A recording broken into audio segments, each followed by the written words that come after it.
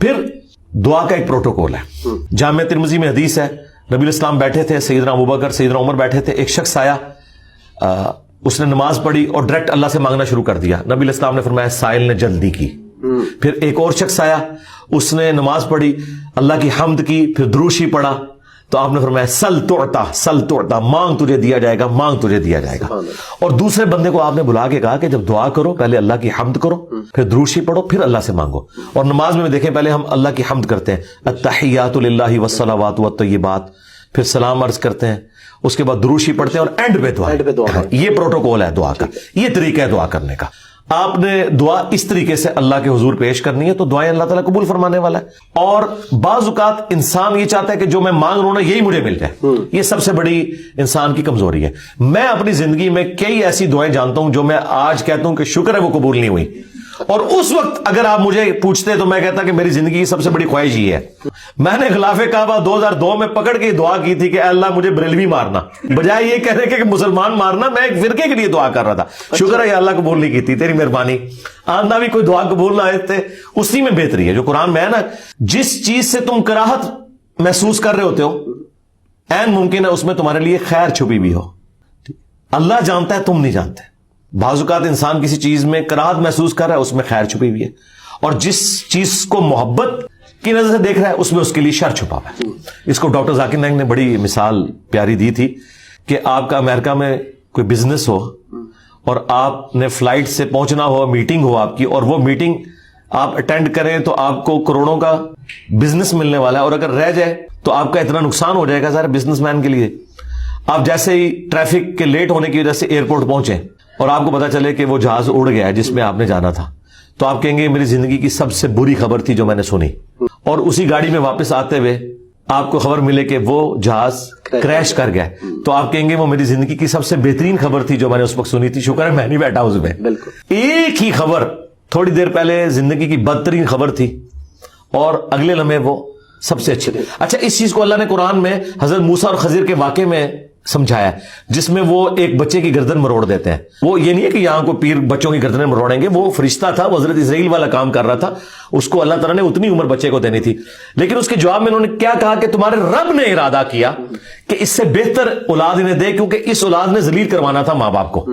تو مسئلہ تقدیر سمجھایا گیا نا کہ اگر کوئی تکلیف پہنچتی ہے تو آپ کو نہیں پتا. اور واسف علی واسف صاحب کہتے ہیں میں ایک دفعہ داتا دربار بیٹھا ہوا تھا, ایک بندہ دعا کر رہا تھا یا اللہ جو 25 سال پہلے میں نے دعا مانگی تھی وہ واپس لے لے.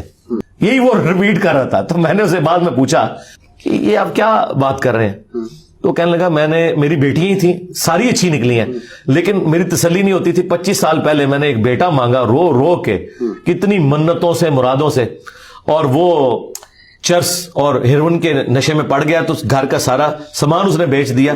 تو بڑا بہتر کیا تھا اللہ نے جو مجھے بیٹا نہیں دیا ہوا تھا, تو یا اللہ وہ دعا واپس لے لے. ٹھیک ہے, اس لیے آپ نے اپنے معاملات کو ذرا دیکھ کے بھی چلنا ہوتا ہے, لیکن دعا ضرور مانگیں. اللہ تعالیٰ کے بارے میں پیسیمسٹک نہ ہو, آپٹیمسٹک. نبی الاسلام کی حدیث ہے بخاری مسلم میں کہ کبھی یوں بھی دعا نہیں کرنی کہ اگر یا اللہ تو چاہے, اگر مگر نہیں, پورے پیشن سے مانگیں, صحیح دعا مانگیں.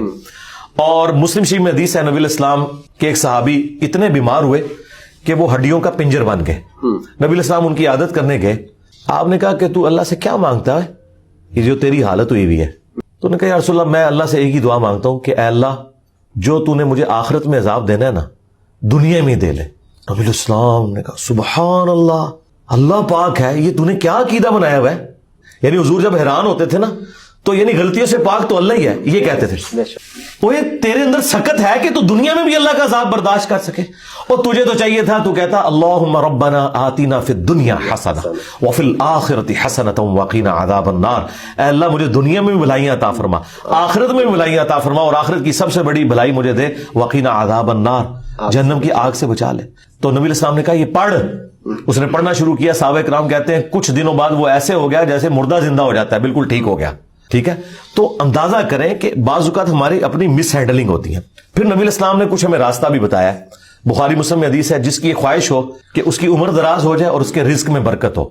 یہی دو دعائیں ہیں جس کے پیچھے لوگ درباروں پہ بھی جاتے ہیں, ادھر ادھر ذلیل ہوتے ہیں کہ جی صحت والی زندگی ہو, لمبی ہو, ظاہر انسان کے اندر اللہ نے خواہش رکھی ہے, اور فراخی ہو. نبی الاسلام نے دونوں چیزیں گنوائی. بخاری مسلم کے الفاظ ہیں جو یہ چاہتا ہے نا وہ اپنے رشتہ داروں کے ساتھ اس نے سلوک کرے. شریکا نال. ہاں پنجابی کہتے شریکا نال, کیونکہ انسان دوسروں میں لگا لیتا ہے, شریکا نہیں دیتا. جدھر یعنی آپ کے وہ کامن انٹرسٹ ہوتے ہیں نا, وہ شریک ہوتے ہیں نا وہ. اس لیے آپ دیکھیں گے سارے تعویذ دھاگے بھی شریک کرواتے ہیں. کبھی کسی محلے دار نے کسی پہ تعویذ نہیں کرایا, وہ آپ کے شریک ہی کروا رہے ہوتے ہیں. جہاں جیلسی فیکٹر تھا وہیں خرچ کرنے کے اوپر اللہ تعالیٰ نے اجر رکھا ہوا ہے, اور یہ آپ کے اوپر کتنی بڑی آزمائش ہے. جہاں آپ خرچ نہیں کرنا چاہتے وہاں آپ نے خرچ کرنا ہے. اب جو آپ نے وسیلہ اور توسل کی بات کی, وہ صحیح بخاری میں حدیث ہے 1010 نمبر حدیث 1010 کہ حضرت عمر فاروق رضی اللہ تعالیٰ کے دور میں جب قحط پڑ جاتا تو وہ دعا کرتے اللہم, اللہ تعالیٰ کو مخاطب کر کے کہ اے اللہ انا کنا نتوسل الیک بنبینا, پہلے ہم تیرے نبی سے دعائیں کروایا کرتے تھے, اب ان کی وفات کے بعد ان کے چچا کو لے کے آئے, ان کی دعا کی برکت سے بارش نازل فرما, اور وہ بارش نازل ہو جاتی. یہ حضرت عمر نے امت کو عقیدہ دیا ہے کہ توسل اور وسیلہ یہ نہیں ہے کہ کسی کے واسطے آپ نے ڈالنے ہیں اللہ کو, بلکہ یہ ہے کہ اس نیک بندے سے جا کے دعا کروانی ہے. بخاری مسلم میں ہے کہ بارش نہیں ہوتی تھی, صحابہ کرام نبی علیہ السلام سے دعا کرواتے تھے, دعا کی برکت سے بارش ہو جاتی تھی. اب قبر رسول پہ جا کے آپ نے نبی علیہ السلام سے کوئی نہیں مانگنا. ہاں وہ دعاؤں کی قبولیت کی جگہ ہے, وہاں کھڑے ہوں صلاۃ والسلام عرض کریں. 4 کتابوں میں موجود ہے, المصنف ابن ابی شیبہ میں, سنن کبری البیہقی میں, الموطأ امام مالک میں, فضل الصلاۃ علی النبی کے اندر, کہ صحابہ کرام اور خصوصاً ابن عمر کے بارے میں کہ مسجد نبوی میں وہ آتے, پہلے سفر پہ جاتے یا واپس آتے, پہلے مسجد نبوی میں 2 نفل پڑھتے اور قبر رسول پر آ کے عرض کرتے السلام علیک یا رسول اللہ, السلام علیک یا ابا بکر, السلام علیک یا عمر. ایک روایت میں السلام علیک یا ابتا, میرے باپ آپ پر سلام ہو. تو یہ صحابہ کرام کا طریقہ تھا, قبر رسول پہ حاضر ہونا, وہاں کھڑے ہو کر اللہ سے دعا مانگنی ہے. آپ نے کسی یعنی بزرگ سے یا پیغمبر سے ڈائریکٹ نہیں مانگنی, اور نہ واسطے ڈالنے.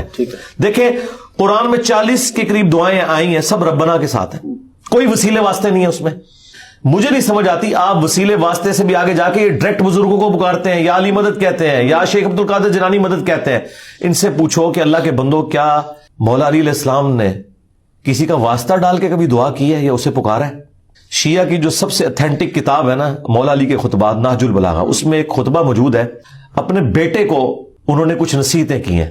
اس میں انہوں نے کہا کہ حسن یاد رکھنا تم اس کی اولاد ہو جس نے عنقریب مر کے مٹی ہو جانا ہے, بقا صرف اللہ کی ذات کو ہے.